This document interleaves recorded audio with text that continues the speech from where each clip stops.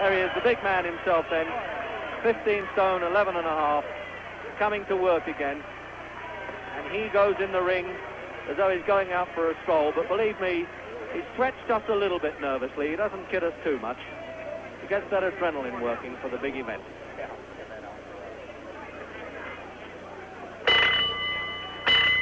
Ladies and gentlemen, once again, your judges at ringside, Tony Smersina, Wally Russ, Bill Stremmel. Timekeeper, Buzz Massa. Counting in the knockdown, Chris Schaller. Now for the main event of the evening, for the North American Heavyweight Championship, 12 rounds. Light heavyweight champion of the world from Albuquerque, New Mexico, weighing 180 pounds, the Duke City Destroyer, Bob Foster. Well, that's the new title, and it seems to have amused Foster, the Duke City Destroyer. He's really a highway patrolman in Albuquerque. And wearing white trunks, the former heavyweight champion of the world, the North American heavyweight champion from Cherry Hill, New Jersey, weighing 221 1/4 pounds, Muhammad Ali.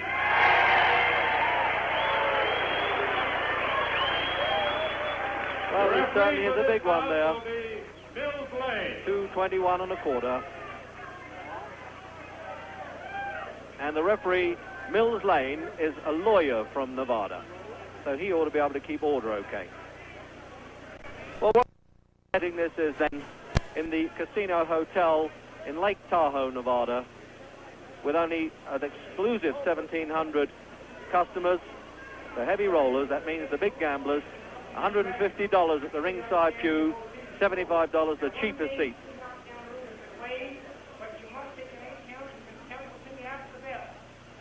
Scores a knockdown, he must go to the furthest neutral corner, and if they that'll I wave him back. You both understand that? Okay, good luck to both of you. Shake hands now. Come on, box. So the referee's instructions, and they've even ordered them from Come Out Fighting to come out boxing for this man, Ali, and also for Foster, because he can box a bit.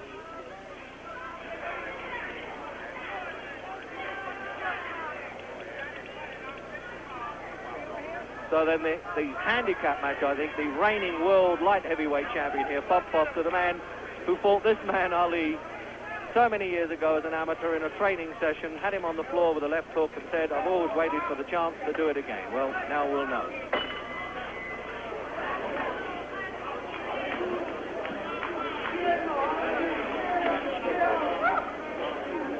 There's been a lot of talk about boxing in this altitude and whether Foster is better prepared for it as he lives at altitude, and he's been in training here long.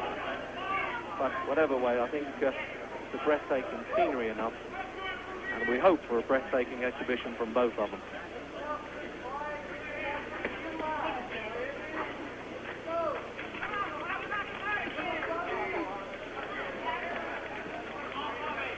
Well, there's one thing for sure, the lighter man of the two isn't backing off, and he's trying to fight side on to present a smaller target for Ali.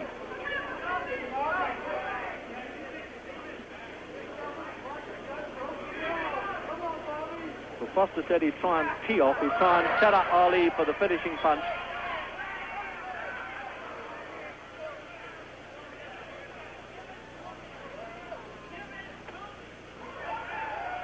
The big man now 5 pounds heavier than he weighed against Floyd Patterson. But still getting up on those toes at 30. Hasn't altogether lost that youthful exuberance. And that trainer, Angelo Dundee, there in the corner, that unusual shot.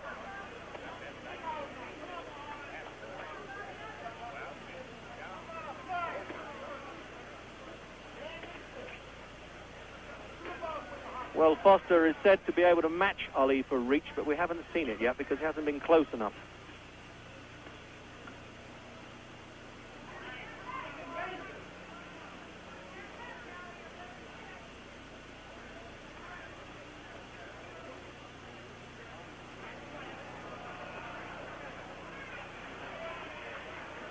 Well, Ali almost treating him with contempt.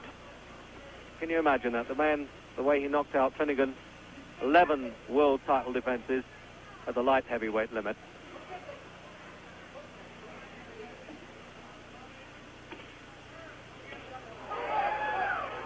That was a sharp-looking left hook. He really teed off with that one, Ali. He wasn't fooling with that one.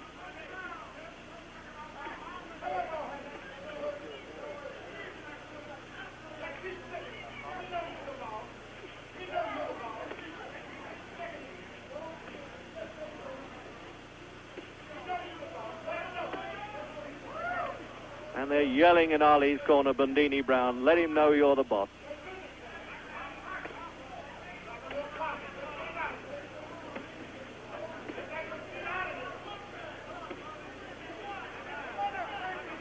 So we're then into the last 10 seconds of the opening round.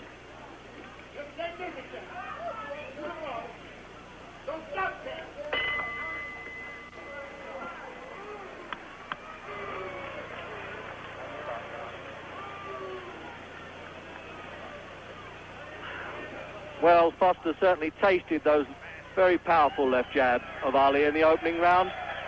And that whistling there, of course, is for the beauty who's coming in with the rounds board.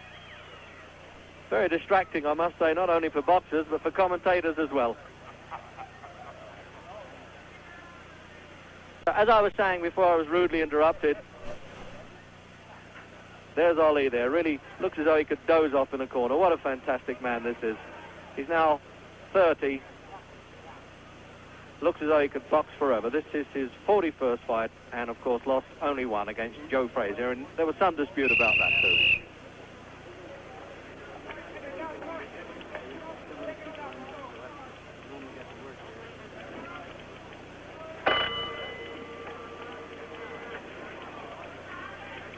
Second round, I mean, it's scheduled for 12 then.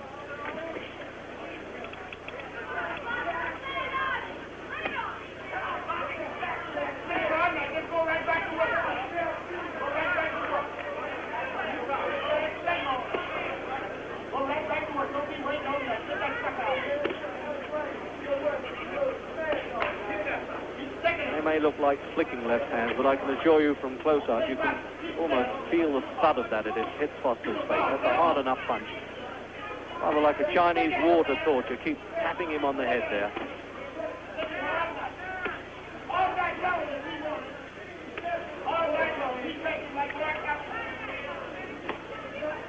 Certainly a lot of noise going on in Ali's corner there. I'm surprised that this lawyer referee doesn't call him to order a bit.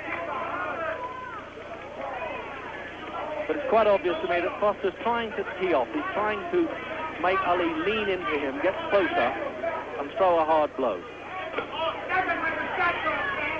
Frazier gambled a lot more when he fought Joe Frazier. It only lasted 2 rounds, but that really was a hard 2 rounds.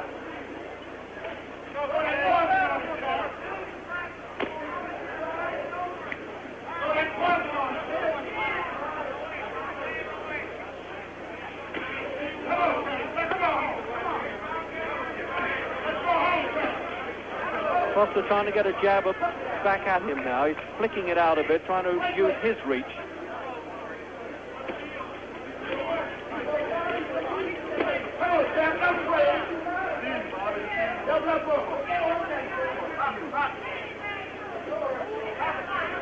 Well, this is one of the biggest rings I've seen. It's at least 20 foot. It really is decoratively done. But they're not using it at all. It's very heavily padded, and I don't know whether they can use oxygen canisters in the corner, but I understand that the Nevada State Commission said no, it's dangerous, but they allowed them to use it in training to help with the altitude problem.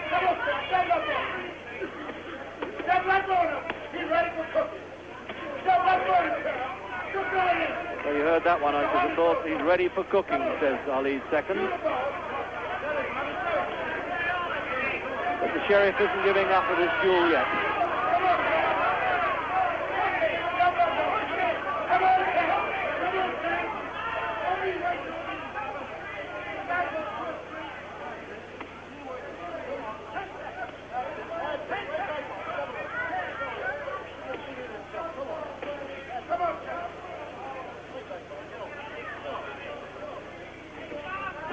Well, that's the face of a man with a problem.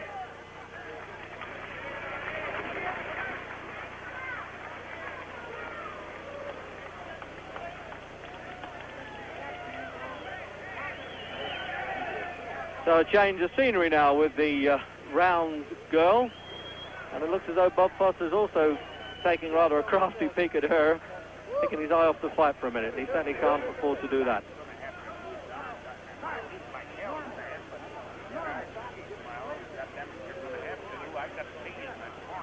So this is the 10th fight Ali has had since he lost to Joe Frazier in 1971, and this keeps himself in shape the whole time, looking for that return. But he still hasn't scored a really clean-cut knockout since he was last champion in 1967 against Zora Folley, although Jürgen Blind did in fact get counted out, but it wasn't considered a clean knockout.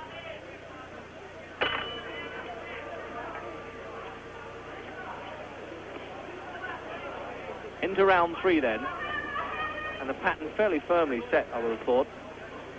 The big man using this very stiff jab, Foster trying to tuck himself inside it there. There it is, and use a left hook. He can also use a short right-hand punch. You may recall how he knocked out Mike Quarry with a superb left hook, but I also have seen him knock opponents out with a short right hand. Now, I wonder if he can get away with it here.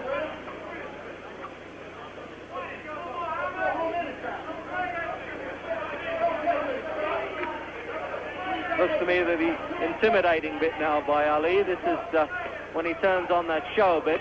Foster almost scared out of his life. He's patting him on the back. Can you imagine? This is a man who really rips heads off at the light heavyweight limit.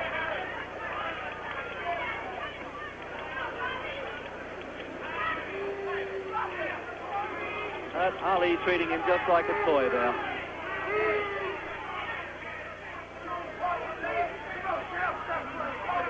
And they're yelling in the corner, "Stop playing, champ, let's go." Well, in fact, he isn't a champ, although they've called him the North American champion for this one.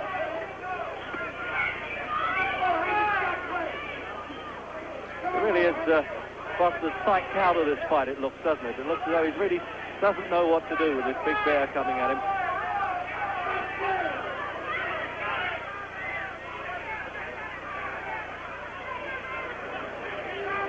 Well, he's got to do a bit better than this, Foster, for $125,000. He's entitled to fight until he drops. I think Ali's almost inviting him to do something. And he's talking to the corner there, Ali. He's saying, don't worry about him.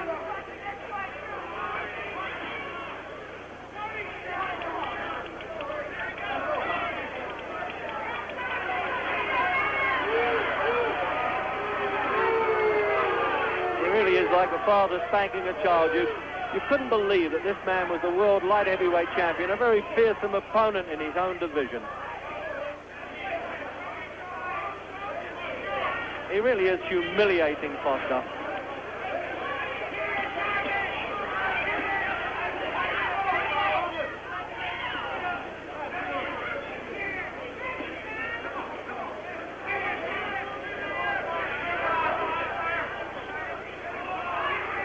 Well, it looks as almost as one-sided here as a deer hunt.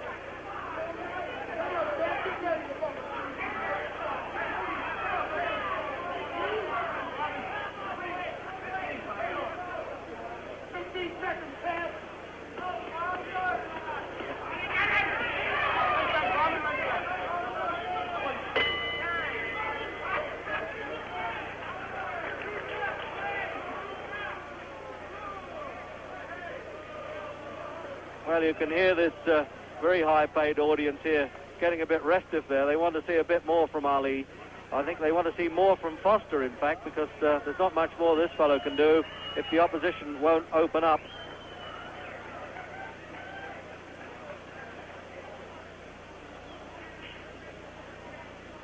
Foster, who won the light heavyweight title back in 1964. He knocked out Dick Tiger. He walked into Madison Square Garden with only 35 cents in his pocket and came out with a world championship.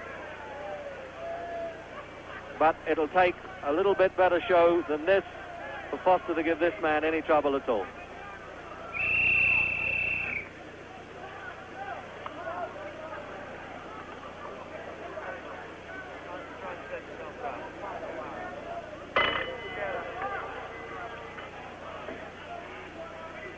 So, round 4 then. And I don't think there's any need for identification here. If you don't know Muhammad Ali, you must have been living in a cave.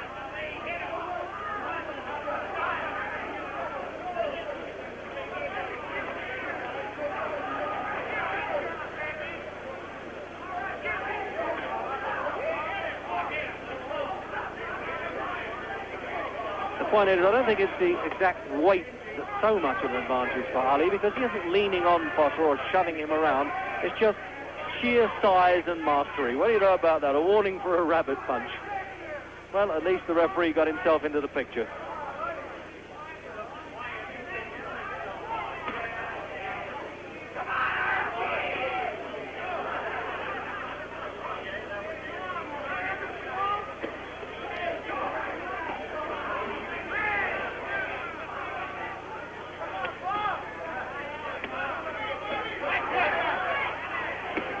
Well, Foster at least managing to get the odd punch back now.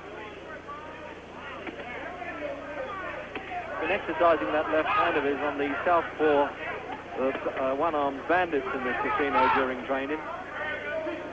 Should be in good shape.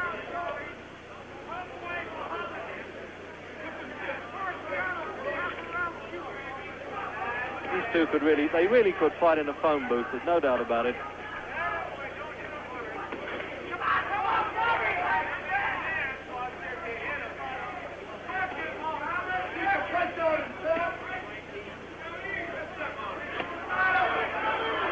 Well, that was a cup around the face that might have livened Ali up to say, well, I don't think I'm going to let this go much longer if this keeps up.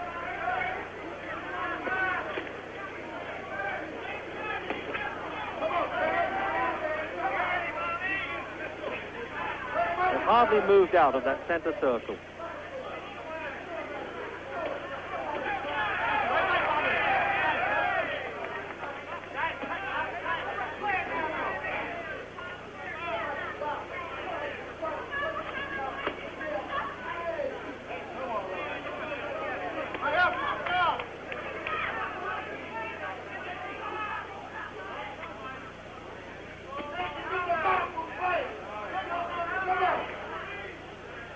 Just, believe it or not, a little mouse, as they call it in boxing, under Ali's eye. He has a swelling there. First time I've seen that pretty face ruffled, and I'm wondering how it happened.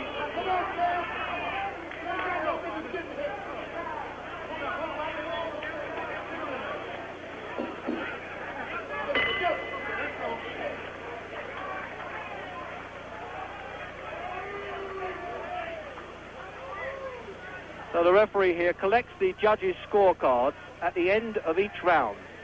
So, as they say, no skullduggery is permitted, and they're given to an adjudicating panel. Well, I don't think you needn't worry about that, because Ali's so far in front at the moment. But they're using an ice pack on Ali's face now.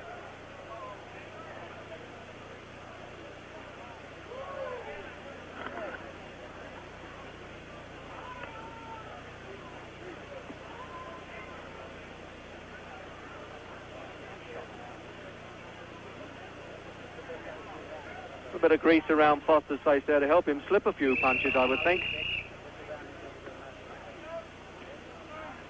And that's that conclave there in Ali's corner, with Angelo Dundee using that ice pack just to keep the swelling down. It's around Ali's left eye.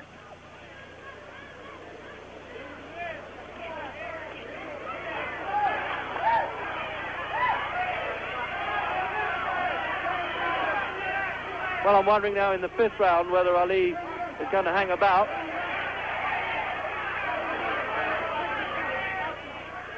Well, it looks like they're going a bit now, doesn't it?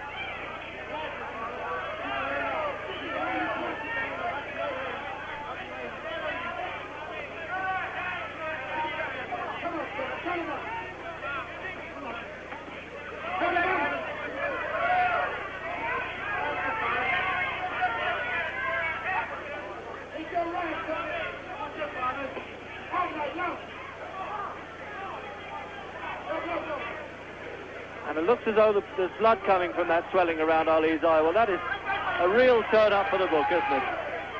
I think I must keep my eye on the referee. And what a finishing punch there. It looks as though Ali really didn't enjoy his face being marked like that.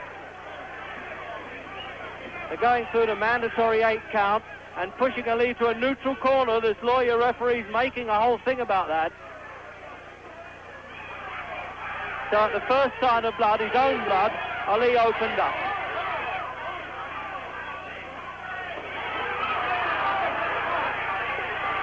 Oh, and a left hook there. It really unhinged Foster's knees, but he's having a go. And his own second's almost in the ring with him there. Just look at that. Foster's management halfway in the ring with him, but they won't get in.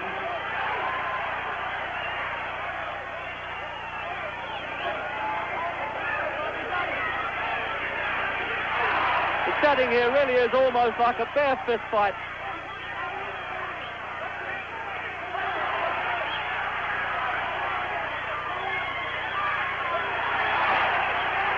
And isn't Foster getting some encouragement? The moment he gets through with a punch, the crowd go crazy there. But he's rocking again there. He's giving it all he's got, Foster, but his legs are unhinging. Yes. I don't think he's going to get up from that, is he? He's looking at the corner and saying, I can't do it. Is he going to count him out? No, he's made it.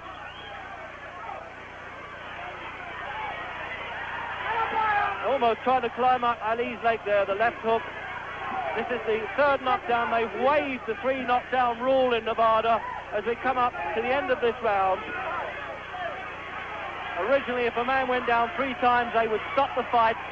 But he might survive this round, Foster. I doubt it. Now the bell can't save him because the count will go on. And he's counting on the referee until he gets up.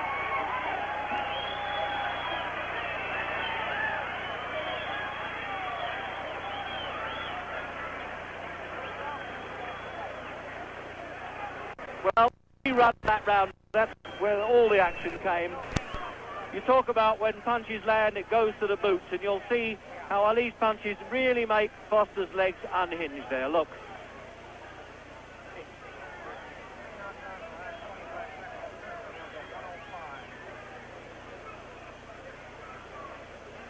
Well, I wonder if they can revive this man now. I think he does need the oxygen to pull himself together. He also needs to be able to fight a bit too. So there you are, an unusual sight indeed. Muhammad Ali cut, and Angelo Dundee just staunching it there with adrenaline. And that's the doctor getting out the ring there, Ferdy Pacheco, who works Ali's corners the whole time.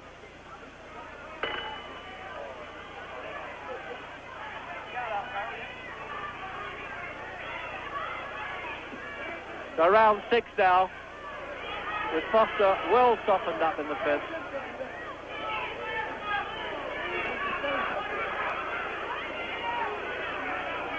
Now Ali getting up at his toes. I haven't completely staunched that injury around Ali's eye there. There's just a slight trickle of blood.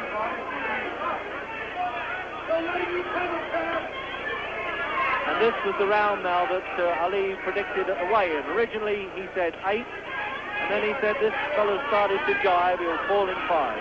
It's all a bit of a game, of course, with Ali, but it's taken very seriously around the world, and in some places he's hated for it.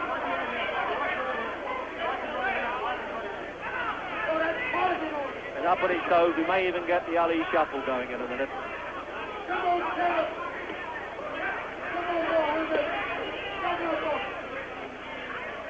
Come on, baby.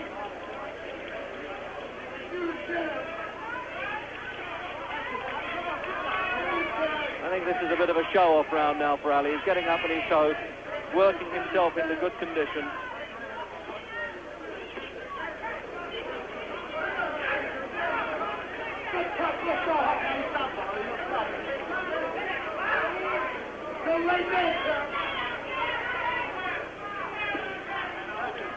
Well, he isn't pressing that advantage, Ali, is he?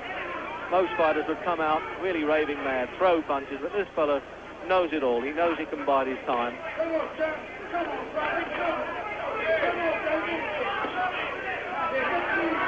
On the other hand, can you imagine what would happen if Foster teed off and landed a punch on Ali's chin? I think you could hear the roar around the world if that happened.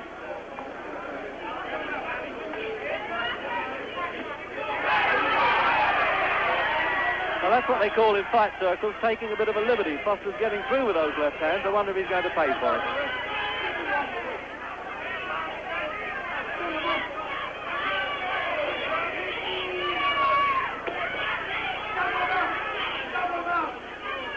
And they're yelling from Ali's corner now, double them up, to use those punches in flurries.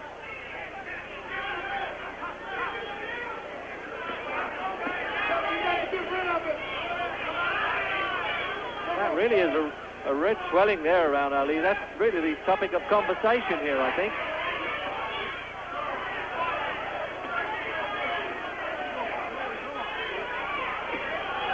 Those left hands, they really are suffering Foster up the whole time. You need a really strong neck and heart to cushion those.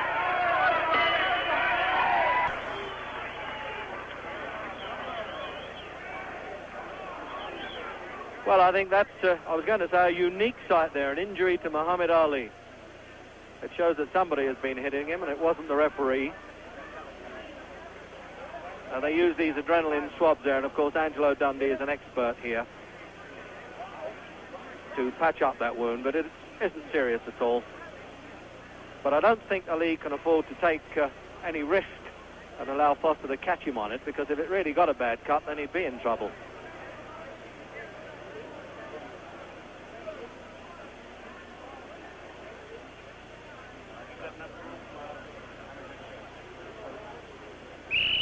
Almost like a makeup artist there, isn't he? This is show business with blood for Angelo Dundee.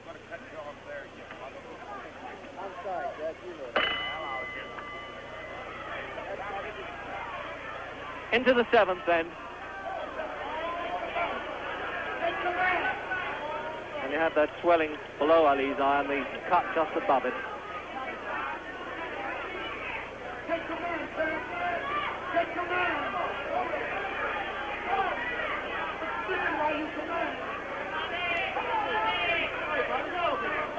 Very hard to work out what are Foster's tactics. Is he saying, I think Ali might tire a little bit, or is he saying, no, I don't want to get too near this fellow, I'll copy it again?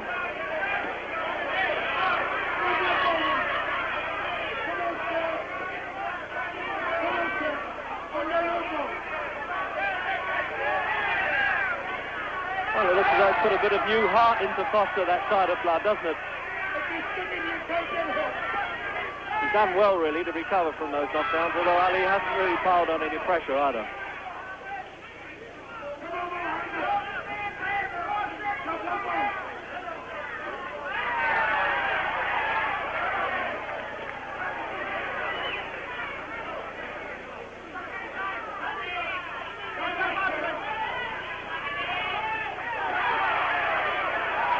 Well, he played that right hand on Ali's eye all right. And what encouragement. Anybody who gets through with a half a punch against this fella gets all the encouragement in the world.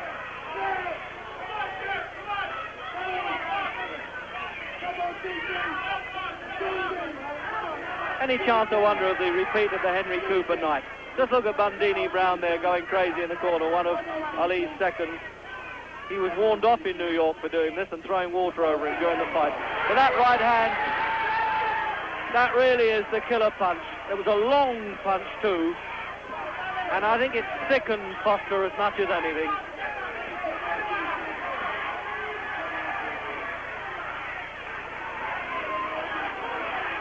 Looks as though he's going for the finish here, the payoff now. And a trickle of blood right down the face, and there's a real mean look on Ali. Oh, and a right-hand shot. He's just pretending. He is just pretending. What a character, this man. He took Foster's best right-hand punch, and he's pretending that he's hurt. What a showman. Look at that. The whole world will go crazy. They'll think that this fellow's going down.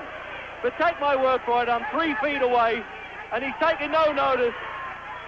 This must be surely one of the most unique fighters in heavyweight history.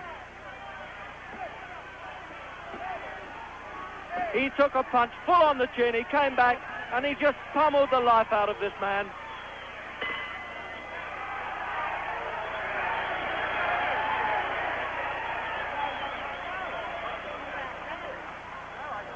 So let's have a look now again at that right-hand punch. Believe me, it hurt enough. It thudded into Ali's chin, but he put on that show with the wobbly knees. He did that when Jerry Quarry caught him.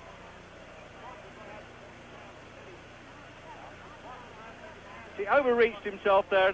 You don't see the right-hand punch, you just see the knockdown there, the final knockdown there of Foster. But he looks as though he thinks he's won it, doesn't he, Ali? And from a different angle, from above, you saw that shot. So believe me, that was no larking about.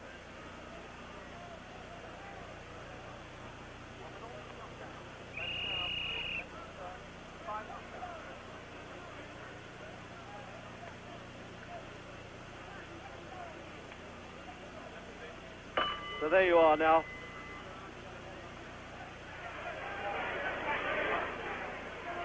So 8th round. And with Foster up and down like a yo-yo now. And through his best punch, he knows he can't get away with it. One of the secrets, I think, of Ali's greatness is his ability to take a good punch. He was on the floor with Joe Frazier. Of course, Henry Cooper left-hooked him over in 1963. But he just crumbled there like a pack of cards, Foster. I don't think he can make this. I know he's looked as though he'd never get up before, but he's had enough now.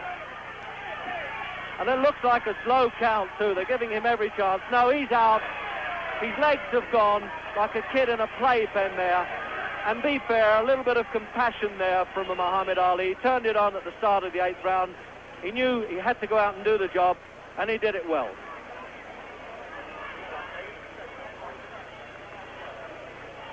So now, when he gets his best back, let's go and have a word with Muhammad Ali.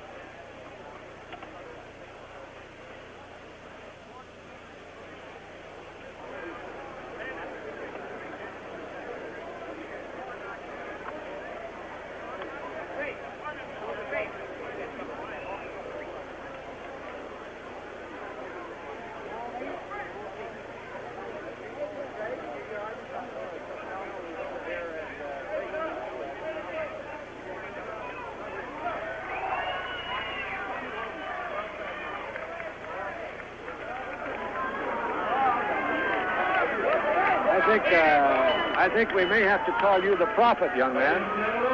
You predicted 8 rounds. Well, yes, I was lucky. I figured it'd go about 8. Luckily, I picked the right one. Ali, tell me about Foster. Now, that's the first time in all the fights that I've seen you in, and I've seen practically every one of your fights, that I've ever seen you cut. Yeah, I got cut and a little light bruise. He hit me with a glazed left hook. It wasn't solid, but it straightened me.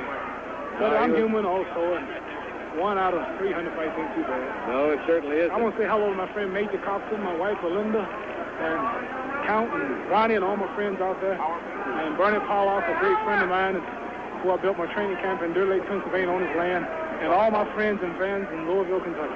All right, now tell me this. Did the altitude, the 6,200 feet, affect you? Did you feel tired? Yeah, I hate to admit it, but I did. It looked as though you were working and laboring a little harder than usual. Yes, mostly flat-footed style. The prancing and the dancing and the punching would have been a little too much for me. Now tell me this, one punch tonight, the first left hook that set him down, do you think that was the start of it? Yes, naturally it was. It shook him, but not quite enough. But when a man is dazed like that, the more he's hit, then the more easy it is for him to go down. Well, you certainly couldn't fault his courage. You knocked him down so many times, he constantly kept getting back up. He's surprised. Champ, if we can, we would like to roll that left hook. See if we can back up our tape here now, so you have an opportunity to see it, and perhaps you can describe what's going on. Well, right now I'm just feeling him out. He's real tricky. I had to watch him. He didn't have the power. Only one punch of the left hook, and a quick snap and left jab, which kept getting to me, as you see. But he didn't have the weight to follow through. The guy just caught him with a grazed right hand. I could do a lot of dancing, a lot of footwork, but he wasn't a Joe Frazier, Savallo type fighter where you have to keep moving away from him because he don't charge you too much. Well, now that was a long right that connected, and it appeared that extra power of yours, being a true heavyweight, really was the difference against the light heavyweight. Extra power helps a lot, right. Now, you got 41 pounds on him in terms of weight. As a light heavyweight, he also seemed to punch pretty well for that weight. So I'm glad I wasn't a light heavyweight, because if I was about his same weight, I think it'd been a lot of difference in the fight. I believe I would have won, but probably not as easy. Ali, you fought everybody that has come along. You have now taken the light heavyweight champion out of there. Where else do you go? What's the word on Frazier? Well, I'm fighting all the top contenders. Frazier's not actually doing too much right now. They forced him to take a fight, and still look like it might not come off, but they forced him to fight George Foreman. And the way he looked with Terry Downs and Ron Stander, hope he's in better shape for Foreman, because I want him to win, because I want one more shot at Joe Frazier. Well, the whole world wants to see that fight. Here is another knockdown on our backup. We'll back the tape up for you so you can see this one. Go ahead, take it over. Well, right now, I'm watching him because he comes up with that jab to the body, and I'm looking for that big hook to the head. He's throwing a lot of left jabs, and I just caught him with a solid right there. Surprised he could take as much as he did. Yeah, okay. Now caught him with a hook, another right, and that was it. No question about it, he couldn't get up from that one. Ali, at any time were you ever in doubt? Well, not really. In doubt whether I would knock him out in the round I predicted. I predicted round 8. Then I predicted round 5, and I missed 5, but I did get him in 8, but I should have stuck him on. All right, now you've got Reg Guttridge here from the ITV over in England, going there by satellite. Well, hello to Reg and all my friends there who support the ITV. Mary and George, great friends of mine, and Patty Monahan, my #1 fan over there. Well, I'll congratulate you on their behalf, Marmy, but it's most unusual to see you, I was going to say, with the black eyes. That was... No, I got a little cut. How did that happen? He grazed me with a left hand. He did, huh? I am still a little human, but well, that's the first time I've really had a bruise in the professional. Well, I always knew you were human. Did this altitude get you at all? I know that you prophesied the right round. I thought it wouldn't, but it did. I couldn't dance and move like I wanted to. There was no need for it because he wasn't an aggressive fighter. Too, he just stays and stalks. Yeah. So it'd be real dead if I just did nothing but dancing when I wasn't dancing away from nothing. Well, I know you're looking to fight Joe Frazier again. We're all looking forward to that. Joe Frazier and that, fighting in England? You have another Joe over there, Joe Buckner. Oh, they do? Yes. As soon as I clean up everything here in America, I'm being the real world champion. I can't let nobody control one of the rooms in my house, which is the world. I want to come to London and try that Joe Buckner. Yeah, he's nearly as pretty as you, isn't he? Yes, he told me he was prettier than me, and I have to change all of that. Ali, I want to fight him right there in London. Look forward to that. Thanks a lot, Marty. So with that, then, you heard the great challenge from this most remarkable heavyweight. It's good night to you from State Line, Nevada.